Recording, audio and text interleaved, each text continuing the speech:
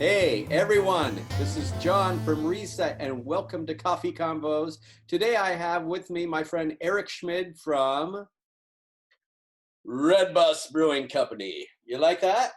I like that a lot. Let's give Erik a big round of applause.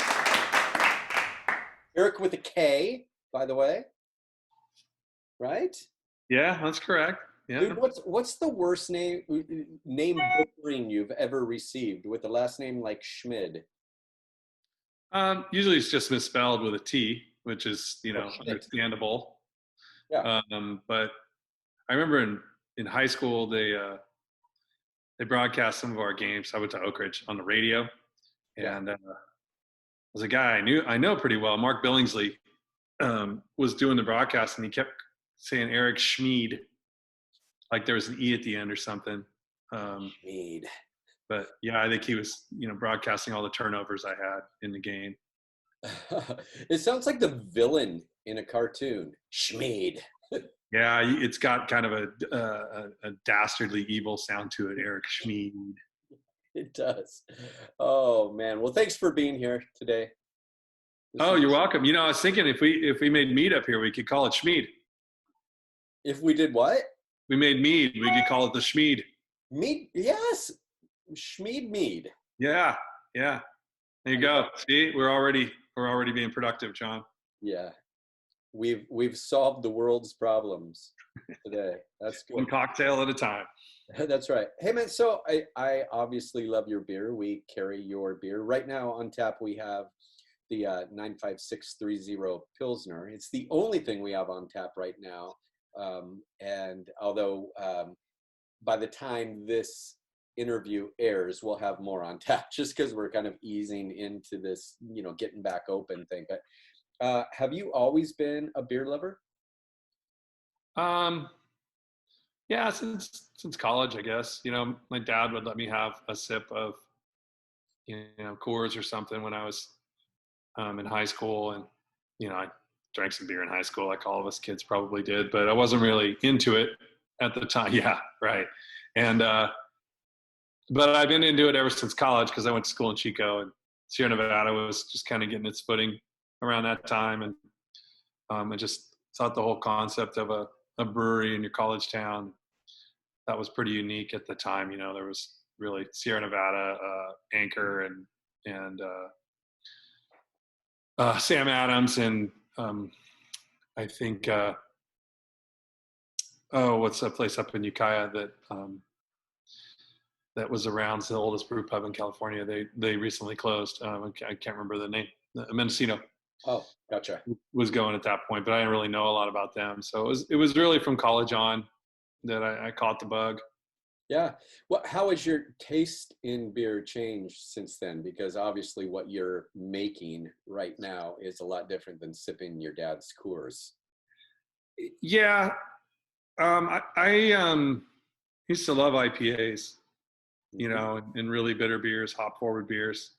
And I tend to not like them so much. And I can't really tolerate the hops. They get, acid reflux and that kind of thing from it.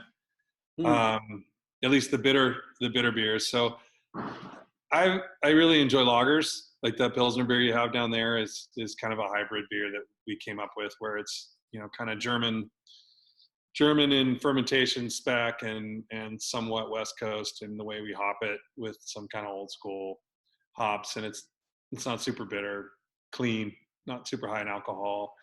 So I kind of like that. And then honestly, when I opened it, I really didn't want to make the new hazy style IPAs. I was really just kind of an old crusty guy that was like, I'm not doing that, Right. And every other person that came in here literally is probably 50-60% of the requests were like, do you have a hazy IPA? And I finally, it's just like, I can, my principals aren't going to pay the bills here, so I'm going to make them. And right.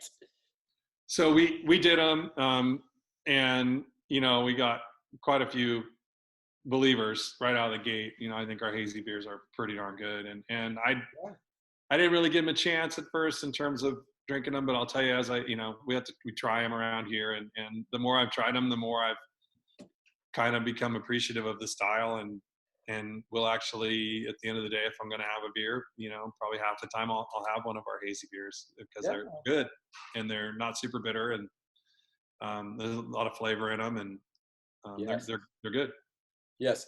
I went through that whole hop slam phase where a few years ago, where I just like the really hoppy beers, and not so much anymore. But I'm glad that it seems like times are changing now, where sometimes there was like a period of time where I'd go into a brewery or a brew pub and there were 175 taps, of which were 173 were IPAs. You know what Yeah, I'm saying? yeah, and there's still breweries that are like that, and you can't really blame them. I mean, if that's what the majority of the public wants, that's what you got to make, Yeah.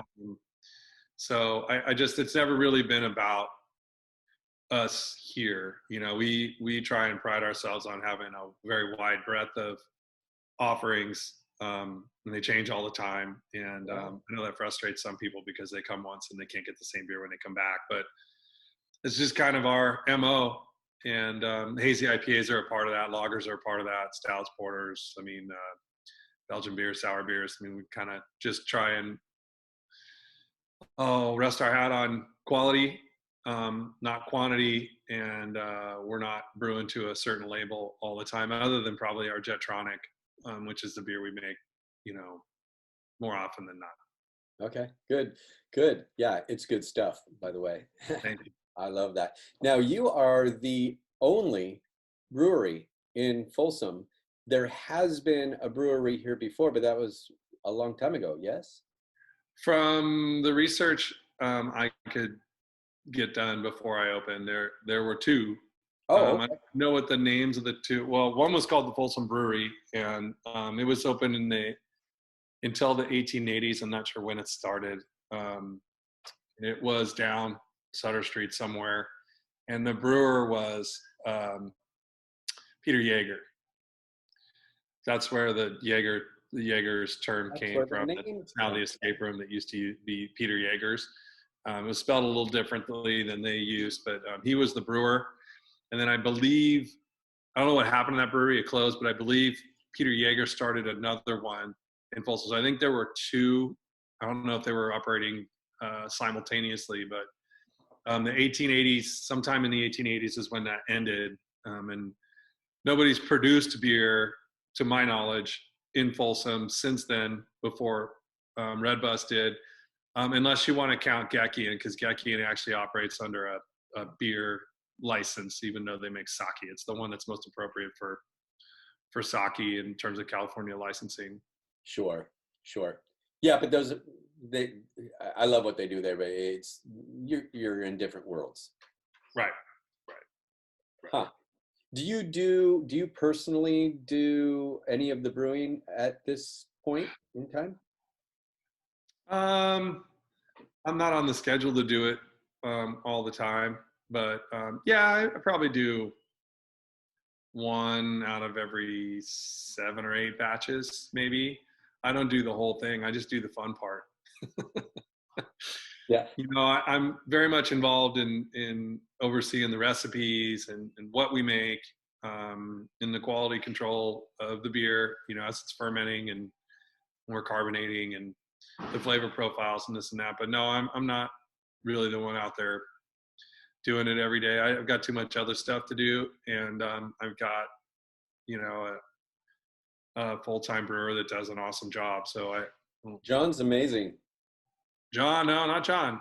No, not John. No, John's my salesperson and kind of brand manager. So Kel Owen does all the brewing. He's Okay. been with me as an employee at my homebrew shops for years, and Well, he's amazing too, but I mix those roles up.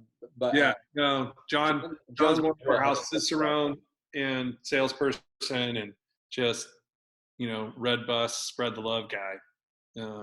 He does a great job at that. But no, Kel does all the brewing. And then I have another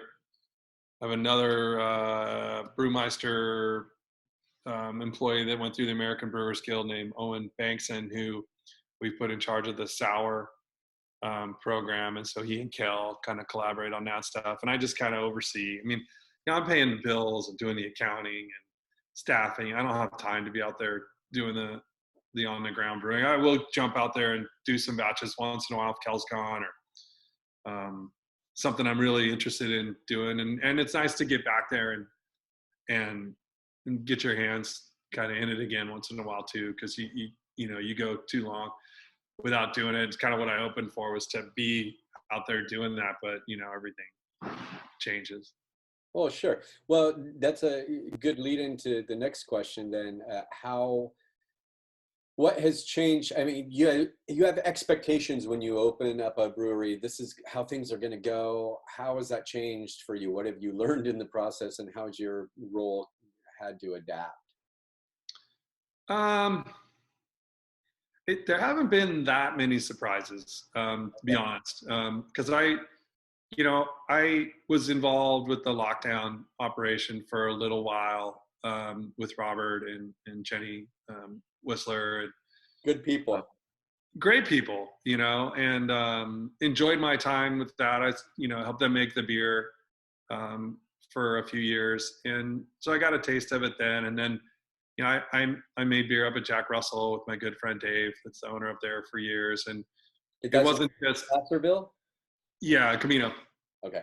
And he allowed me, full access to the entire operation to see, how it was run and this and that. So I feel like I was, having the homebrew shops and owning my own business before, I feel like I was pretty prepared. I knew what I was getting into. So it's gone pretty predictably well. But yeah, I'm not out brewing quite as much. And honestly, I turned 50 in March, and, it's pretty physical. And, I'd rather save my sore muscles for mountain bike riding and exercising than standing around brewing beer. And, Sure. we've, the plan was to sell most of the beer over the counter here in the tap room, and that's what we have done.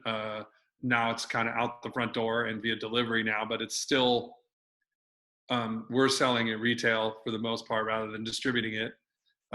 We do distribute beer, but it's not like the focus of our business model. It's not really sustainable for somebody our size. Right. But we've also now, with what we've seen with packaged beer and maybe what's going to happen going forward with the regulations and everything around COVID-19, is we will probably distribute beer in cans. That's not something we've ever really pushed to do, but we may look to do that.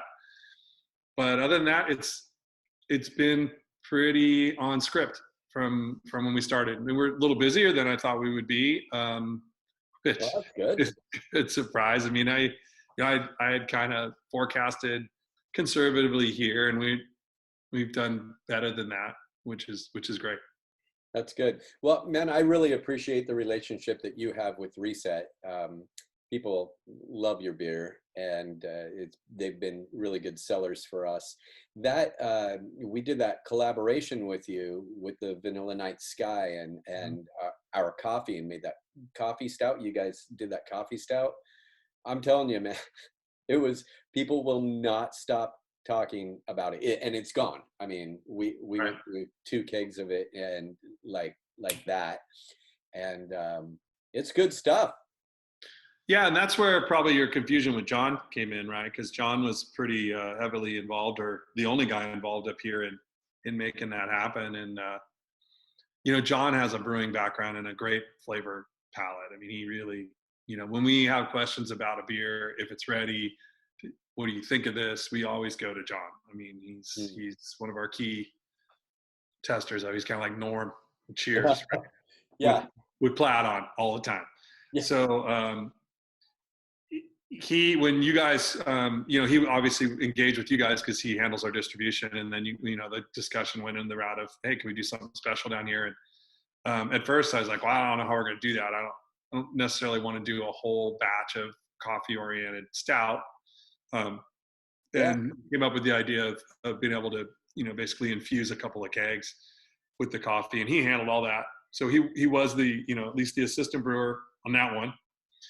And I like I said, we didn't put that beer on tap up here in your form.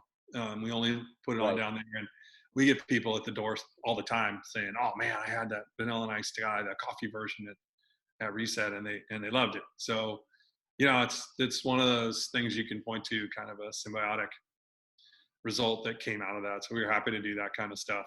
I Yeah. think it's fun. It's when we're small enough to be able to do that. Yeah. Yeah. It's a good partnership. And we just love you guys. Obviously, I don't, We love you too, I'll John. tell everybody else this, but you know this, but I've played music in your place a few times, and I can walk to your place. I go up my alley and make one turn and I'm at Right. your place, like you're like 2/10 of a mile from me or something like that. So to be able to sit at your place, your first location, to be able to Right. sit there with my little dog has been great. And now you have something down on Sutter Street with the filling station, which is super fun to be in there. Have you thought about more locations or branching out and doing anything different, or what does the future look like for Red Bus? Well, I think a lot of that's going to be dictated for us, with what we're allowed to do. Yeah. Prior to the shelter in place stuff, um, and where you could have, retail places that you could fill with people. Yeah, another tap room seemed like a possibility, and something I was already looking into. It wouldn't be 4 blocks from the brewery again. Like, it wouldn't just go the other way. Sure. But I did think about, I was looking around and what I thought were kind of underserved areas, here in the Sacramento area that, I think could benefit from another small, maybe 25, 30 person tap room. Because our license allows us to basically have six locations, Oh, with our single manufacturer license. And so the filling station was doing great for us.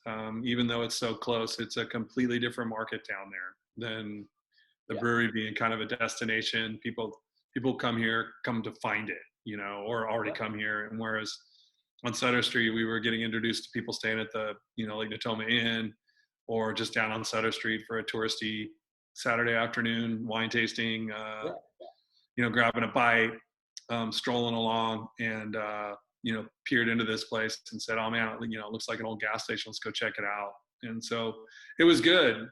It was good. We'll see when we can open again down there. We'll have to see what kind of occupancy we're allowed, and I mean, it's the same thing you're gonna have to figure out being right down the street. Yeah. But no, I had thought seriously about trying to open another one. Carmichael, Fair Oaks, probably more Carmichael, like inner Sacramento, Mm-hmm. where there's tons of rooftops and people, and a long ways away to either freeway, and just trying to find an inexpensive spot that we could do our way, with the car, vintage Volkswagen kind of feeling that so many people associate with a smile. And just, I don't know what, when things are gonna, I don't know, I don't know what it's gonna be like in these kind of retail establishments going forward. Yeah. Branding is hugely important to us, and it cannot be overlooked. And we think, if I think of all of the places in Folsom that are doing a fantastic job of branding, you guys are killing it. You mentioned the car theme, and feeling like a garage and VWs, and my goodness, you come across a product that is yours and you just instantly know. Even if I don't read Red Bus, I look at it, I go, these guys, they got something good. So Well, thanks, John. I mean, I really like the Reset brand down there too. I know you guys haven't had a real chance to blow it up yet, right? But it's a very cool concept. I've never seen anybody else do it. That's pretty darn neat. And I think the more people that are exposed to it, I think you're going to see that become pretty darn popular too. So, thanks, man. Thank you. but the bus stuff, I'll be honest, when you embrace a brand that encompasses something you love or something you're really interested in, it's really easy. Like you don't have to spend energy trying to come up with themes and stuff like that. I mean, I'll be honest, when we come up with labels and beer names and stuff, we're usually just kicking around Volkswagen ideas.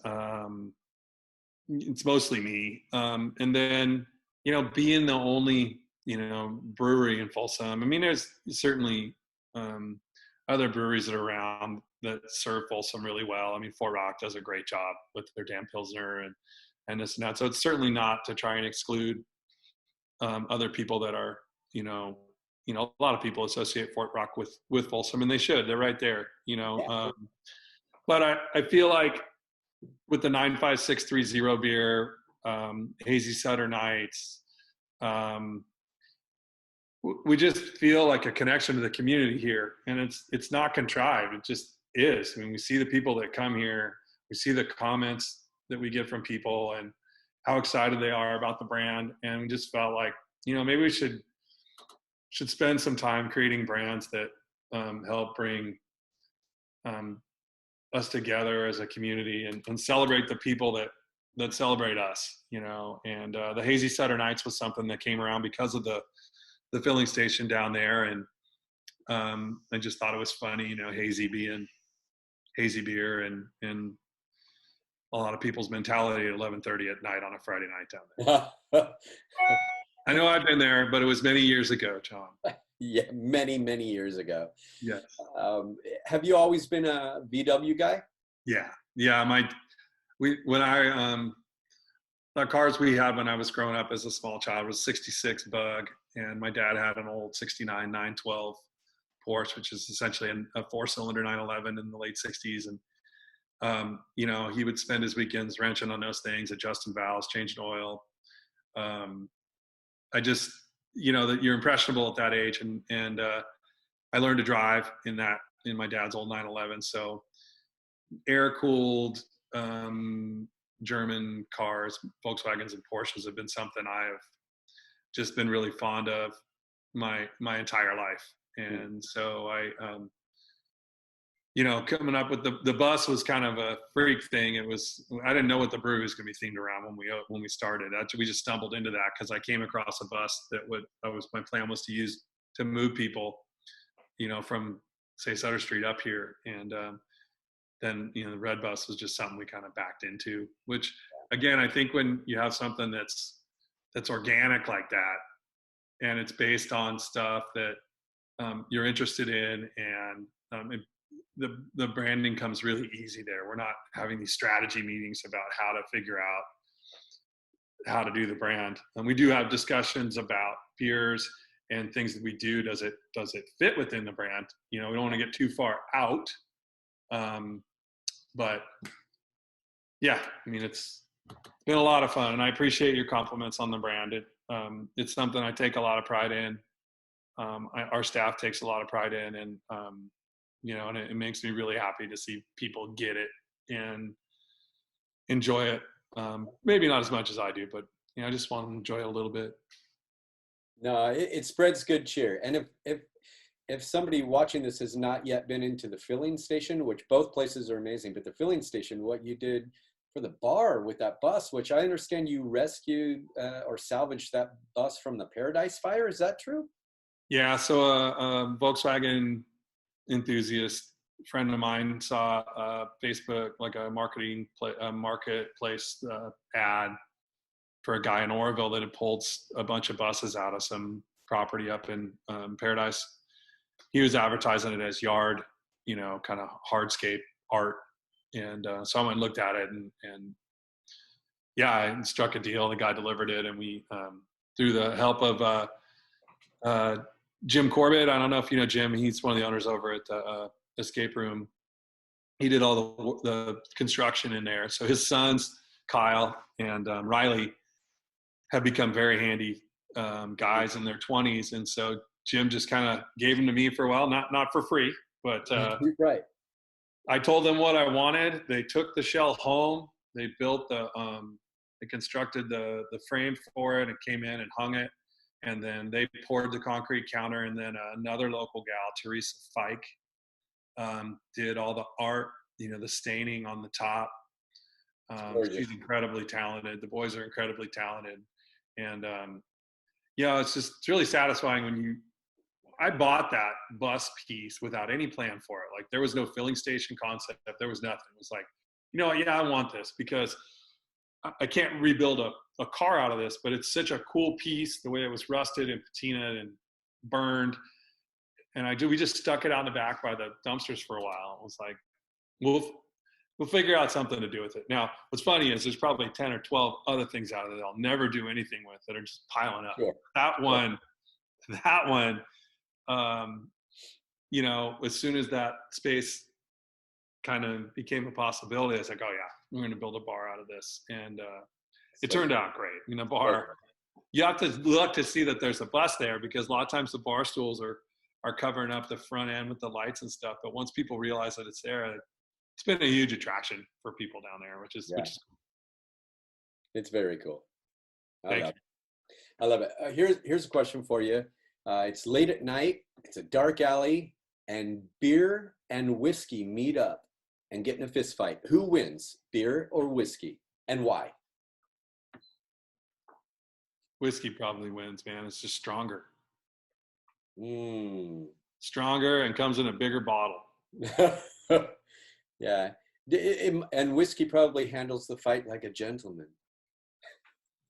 Maybe. I don't know. It depends. I like my whiskey too, man. I do too. I like late at night. It kind of sits with me more than the carbonation does. Yeah, it's all fun. It's all about community, right? The process of making whiskey it's the process of making beer, right? Except it takes a good portion of it, except for the distillation part. Yeah. And so the process, the stories, the history, and the community surrounding all of those things makes it just that much more fun, right? Well, yeah, and you're seeing the micro guys now form just like us breweries did, years ago. So you're starting to see small distilleries around too. So the concept is very similar, Yeah. Hey man, what do you love most about Folsom? I like its size. Unfortunately, it's getting a little bit bigger, which I think is inevitable. You like it to stay small? Yeah, I do. 80,000 residents or whatever it's been for a long time. I like you can get across town pretty easy. We really like the people and the families and the schools. I love the bike trail system. I mean, it's just so well thought out, and such a great way for kids to get around without being on the street, and to allow us adults to use it and walk your dogs. And it's just it's a gem, as is the American River Bike Trail. It just goes for granted sometimes how great it is, but Folsom did a great job of incorporating that. And I love our local businesses. And then, my wife and I, we lived on Percifer Street for a long time, and we moved to the Parkway 6 years ago, just because we really wanted a pool and a smaller house and live on a court, this and that. But I'd still have a pretty deep connection with Old Folsom, and I love Sutter Street and what's going on down there, the kind of new life that's going on. You're seeing younger people open up businesses. It's not just all antique shops anymore. Nothing wrong with the antique shops. I just feel like we needed a broader a broader scope of businesses down there. So the olive oils and having Snooks down there as an anchor is awesome. And Karen's Bakery and the restaurants, you guys, the escape room is a really cool concept down there to use a space that was going to be really hard to get fire permitting for because of the exits, to just the creativity that's going on down there with the new businesses. Got the work sharing place down there. You've got a hotel down there to bring people in to visit these places. I just think with what's going on right now, as we come out of this, the local shopping movement that you're starting to see people embrace will only benefit Sutter Street. They've done a great job with the parking situation, with the parking garage. I mean, I just feel like Old Folsom, as we come out of this, is set to prosper from this if people can hang on and get through it. Yeah. You know? I feel exactly the same way. Thanks for being a hope bearer in that. It's easy to get the doldrums from all of this, but yeah, if you can imagine a future, if you just sit back and imagine what it can be like and what's already happening, it's going to be great. Yeah, I agree. Erik, what do you do to reset? That's a good question. Because I spend a lot of time here. And if I'm not here, I'm usually spending time, you know what it's like to own a small business, and especially a restaurant or something like that. They're just almost all consuming, you know. You go home and you try and separate from it, but you know, depending on what's going on, your brain just can't stop. So my thing personally is I've always been into sports car racing. I don't race cars, but I've always been a huge fan and a spectator. And so I will, you know, schedule quite a few sports car races to go to with my son. My wife Lisa doesn't love them, but it's something my son and I and my dad got me into. So there's probably 5 or 6 of those a year. We'll go to the Long Beach Grand Prix. We go to the IndyCar races. We go to the sports car races at the, you know, down Laguna Seca and Sonoma. And then in the last few years, I started volunteering with the Sports Car Club of America, which is really just club racing for non-professional drivers. And so I go and do kind of pit marshaling, grid work there, you know, flagging on the corners,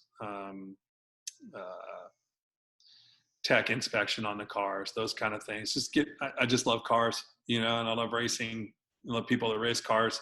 And so for me, it's therapeutic to go down there and just hear the cars, watch them go around, watch them race, you know, especially in the areas where they are, California, Napa, you know, Napa, Sonoma Raceway, and then Monterey for Laguna Seca. They're just awesome places to go. And so that's it for me. You know, I obviously enjoy my time with my family at home, and you know, we do our family stuff. But if I really need to get away and get my brain right, that's what I go do. That's good. That's good. Yeah, and it's fun, you know. And actually, Mike Mraz and I at Mraz Brewing Company have taken it a little step further. We're in the process of building a race car to run in a series called the 24 Hours of Lemons. And it's kind of a cost capped, fun racing thing where you're only supposed to spend $500 on the car itself, and you can do these upgrades. And then people do themes in their cars. It's kind of like almost like a Burning Man meets club racing kind of thing. I love it. Yeah, we picked up an old Camaro. Mike's super mechanical, and so we've ripped the interior out. We've got the cage needs to be welded in still, and so we got to come up with our team name and the theme and all that stuff. But it'll have some sort of brewing slant to it and stuff, and that for the both of us will be really fun to do. That sounds amazing. I want to see you race that thing. That's good. Yeah, I do too. I want to make sure I get to be the first one to drive it, because Mike's got a little more of a lead foot than I do. I just want to make sure there's some car left so I can get in and then have some time to drive. Oh man. Hey, is there anything you want to add to this before we sign off? Anything you wish I would have asked you? No, not really, man. I appreciate having me on, John. You know, I've been considering doing my own kind of podcasting for a while. I just, you know, so I never have time to get it started. You know, I was going to go around and interview local brewers and talk about stuff, but yeah, I appreciate you doing it. I appreciate you as a customer and as a person more than anything. It's been really cool to get to know you over the last couple of years. I just wish you were a little bit better of a musician, man. No, totally joking, man. You're one of the true stars that we've had in here, and I was blown away, you know, the first time I saw you, and subsequently when you've been in here. So I just think you're kind of one of our special gems locally here, man. You're Thanks, man. really interesting and such a nice guy that it's been fun to get to know you. And you're gonna make me cry now. I'm sorry, man. I know you're gonna be emotional these days. So I appreciate it. Thanks, Erik. Well, cool, man. Thank you for taking the time, and peace, love, and daily resets to you, okay? You bet, man. Thank you, John. Appreciate it.